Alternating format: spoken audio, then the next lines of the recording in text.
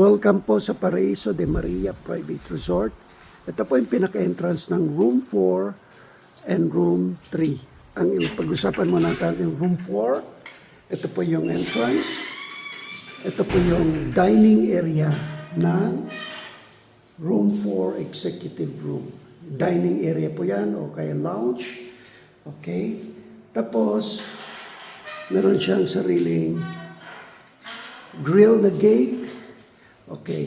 Pagpasok mo rito, ito na po yung family area mo. May TV siya, fully air-conditioned. Meron siyang 3-tonner na aircon.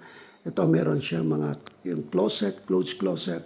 Dito, pwede yung pang beauty ng ladies natin. And dito, ito po yung CR. Toilet and bath. Okay. And then, pagpunta mo dyan, ito pwedeng maglagay ng extra bed. Yan. And then, ito na po yung room. Yan. Room.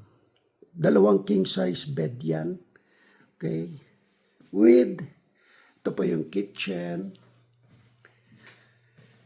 Pero hindi po pwedeng mag-heavy luto dito. Ito po yung 2 horsepower aircon. Cabinetries. And yung dining area again. So, overall, ang area nito is about more than 100 square meters. Okay? Ito yung palabas. Yan. Lalabas ka, papunta sa pool area.